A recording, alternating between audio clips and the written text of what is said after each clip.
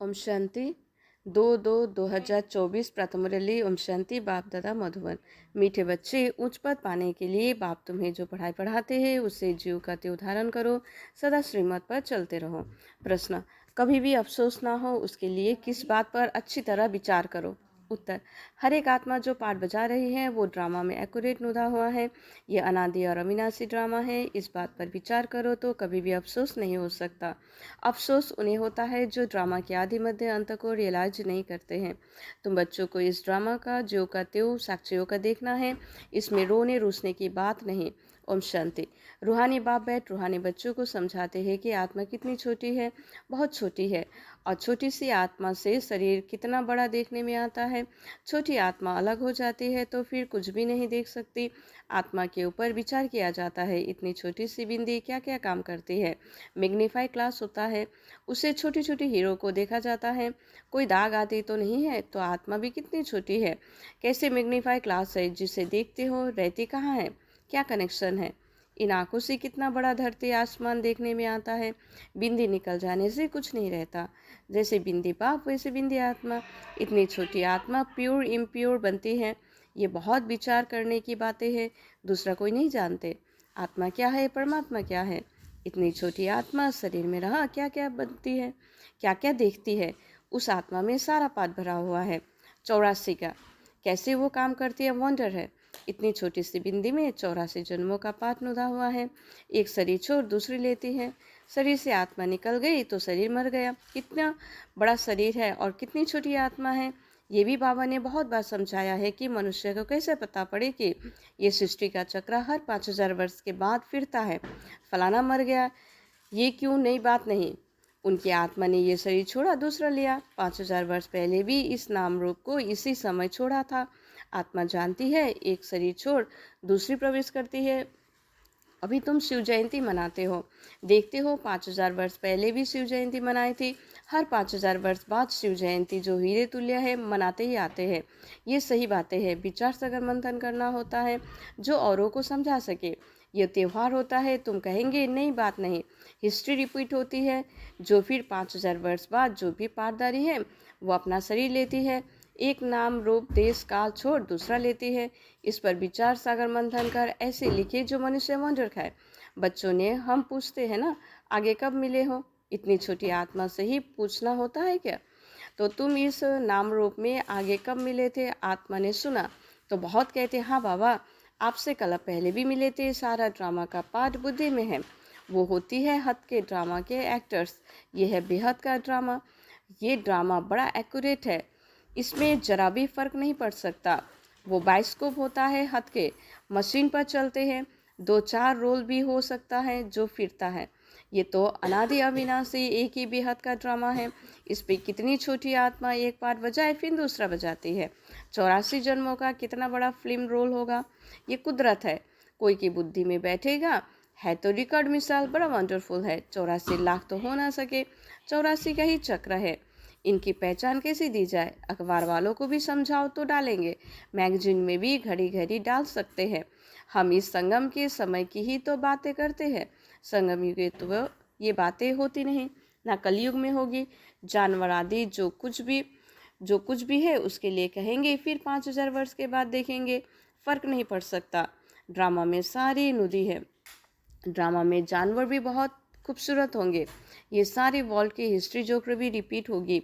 जैसे ड्रामा की शूटिंग होती है, मक्खी उड़ी वो भी निकल गई तो फिर रिपीट होगी। अब हम इन छोटी छोटी बातों का ख्याल तो नहीं करेंगे। पहले तो बाप खुद कहते हैं, हम कलब कलब संगम युगे इस भाग्यशाली रथ पर आते हैं। आत्मा ने कहा, कैसे इस पे आती है, इतनी छोटी सी बिंदी है। उनको फिर ज्ञान का सागर कहेंगे। ये बातें तुम बच्चे में भी जो समझू है वही समझ सकेंगे। हर 5000 वर्ष के बाद मैं आता हूँ। कितनी ये वैल्यूएबल पढ़ाई है। बाप के पास से एक्यूरेट नॉलेज है जो बच्चों को देते हैं। तुम्हारे से कोई पूछे तुम झट कहेंगे सत्यु की आयु 1250 वर्ष की है। एक एक जन्म की आयु 150 वर्ष होती है। कितना पाठ बजाता है, बुद्धि में सारा चक्र फिरता है। हम 84 जन्म लेते हैं। सारी सृष्टि ऐसी चक्र में फिरती रहती है। यह अनादि अविनाशी बना बनाया ड्रामा है। इसमें नई एडिशन हो नहीं सकती। गायन भी है ना, चिंता ताकि कीजिए जो अनहोनी होए।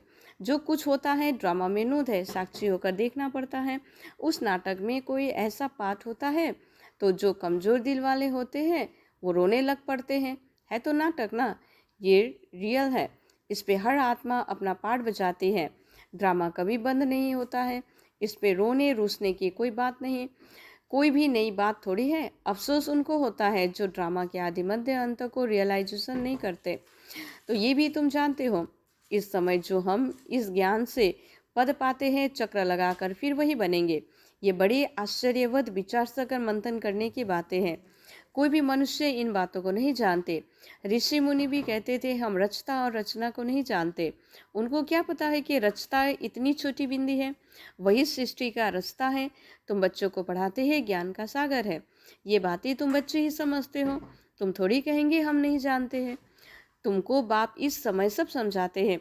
तुमको कोई भी बात में अफसोस करने की ज़रूरत नहीं, सदैव हर्षित रहना है। उस ड्रामा में फिल्म चलते चलते घिस जाएंगे, पुरानी हो जाएंगे, फिर बदली करेंगे, पुराने को खल्लास कर देते हैं। ये तो बेहद का विनाशी ड्रामा है। ऐसे ऐसे बातें विचार सागर मंथन कर पक्का कर लेना चाहिए। ये ड्रामा है।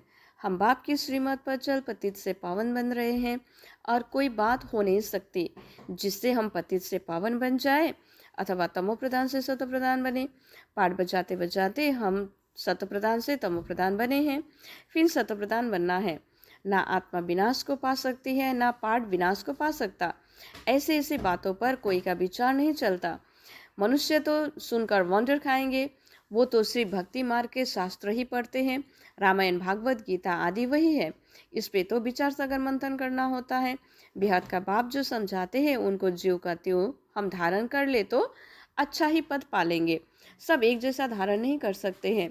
कोई तो बहुत मेहनता से समझते हैं।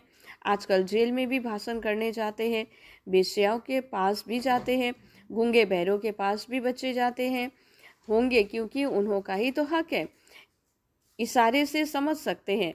आत्मा समझने वाली तो अंदर है ना। चित्र सामने रख दो, पढ़ तो सकेंगे ना। बुद्धि तो आत्मा में है ना। भल अंधे लूले लंगड़े परंतु कोई ना कोई प्रकार से समझ सकते हैं। अंधों के कान तो है ना। तुम्हारी सीढ़ी का चित्र तो बहुत अच्छा है। ये नॉलेज कोई को भी समझाकर स्वर्ग में जाने लायक बना सकते हो। आत्मा बाप से वर्षा ले सकते हैं, स्वर्ग में जा सकती है। करके ऑर्गेन्स डिफेक्ट है, वो तो लूले लंगड़े होते हैं।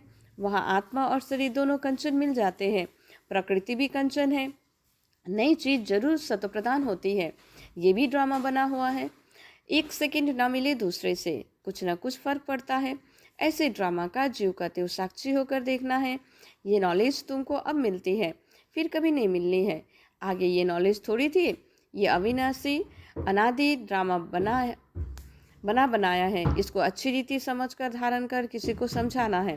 तुम ब्राह्मण ही इस ज्ञान को जानते हो। ये तो चोप चीनी अर्थात ताकत की दवा तुमको मिलती है। अच्छी से अच्छी चीज़ की महिमा की जाती है। नई दुनिया कैसे स्थापन होती है, फिर ये राज्य कैसे होगा, तुम्हारे में भी नंबरवार जानते हैं। जो जानते हैं वो दूसरों को समझा भी सकते हैं। बहुत खुशी रहती है। किन्हों को तो पाई कभी खुशी नहीं है। सबका अपना अपना पाठ है। जिनकी बुद्धि में बैठता होगा, विचार सागर मंथन करते होंगे तो दूसरों को भी समझाएंगे। तुम्हारी ये है पढ़ाई जिससे तुम ये बनते हो। तुम कोई को भी समझाओ कि तुम आत्मा हो। आत्मा ही परमात्मा को याद करती है। आत्मा सब ब्रदर्स है। कहावत है गॉड इज वन। बाकी सब मनुष्य में आत्मा है। सब आत्माओं को पारलौकिक बाप एक है। जो पक्के निश्चय बुद्धि होंगे उनको कोई फिरा नहीं सकते। कच्चे को जल्दी फिरा देंगे। सर्वव्यापी के ज्ञान पर कितनी डिबेट करते हैं, वो भी अपने ज्ञान पर पक्के हैं। हो सकता है हमारे इस ज्ञान का ना हो, उनको देवता धर्म का कैसे कर सकते हैं। आदि सनातन देवी देवता धर्म तो प्राय लोप है।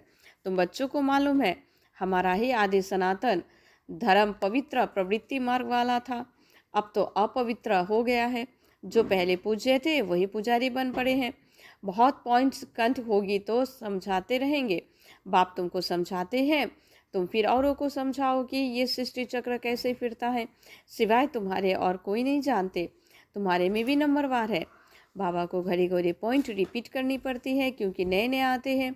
शुरू में कैसे स्थापन हुई तुम्हारे से पूछेंगे, फिर तुम भी रिपीट करना पड़ेगा, तो तुम बहुत बिजी रहेंगे। चित्रपट भी तुम समझा सकते हो, परंतु ज्ञान की धारणा सबको एक रस तो नहीं हो सकती है। इस पे ज्ञान चाहिए, याद चाहिए, धारणा बड़ी अच्छी चाहिए। शतप्रधान बनने के लिए बाप को याद जरूर करना है। कई बच्चे तो अपने धंधे में फंसे रहते हैं, कुछ भी पुरुषार्थ ही नहीं करते हैं। ये भी ड्रामा में नोट है। कल पहले जिन्होंने जितना पुरुषार्थ किया है उतना ही करेंगे। पिछाड़ी में तुमको एकदम भाई भाई होकर रहना है। नंगे आए नंगे जाना है। ऐसा ना हो पिछाड़ी में कोई याद आ जाए। अभी तो कोई वापस जा ना सके। जब तक विनाश ना हो स्वर्ग में कैसे जा सकेंगे। जरूर या तो सूक्ष्म वतन में जाएंगे या यहीं जन्म लेंगे। बाकी जो कमी रही होगी उसका पुरुषार्थ करेंगे। वो भी बड़े हो तब समझ सके। ये भी ड्रामा में सारे नोट है। तुम्हारी एक रस अवस्था तो पिछाड़ी में ही होगी। ऐसे नहीं लिखने से सब याद हो सकता है। फिर लाइब्रेरीज आदि में इतनी किताबें क्यों होती हैं। डॉक्टर वकील लोग बहुत किताबें रखते हैं, स्टडी करते रहते हैं। वो मनुष्य मनुष्य के वकील बनते हैं। तुम आत्माएं आत्माओं के वकील बनते हो। आत्माएं आत्माओं को पढ़ाती है। वो है जिस्मानी पढ़ाई, यह है रूहानी पढ़ाई। ये रूहानी पढ़ाई से फिर 21 जन्म कभी भूल चूक नहीं होगी। माया के राज्य में बहुत भूल चूक होती रहती है, जिस कारण से सहन करना पड़ता है। जो पूरा नहीं पढ़ेंगे, कर्मातीत अवस्था को नहीं पाएंगे, तो सहन करना ही पड़ेगा। फिर पद भी कम हो जाएगा। विचार सागर मंथन कर औरों को सुनाते रहेंगे, तब चिंतन चलेगा। बच्चे जानते हैं कल पहले भी ऐसे बाप आया था जिसकी शिव जयंती मनाई जाती है।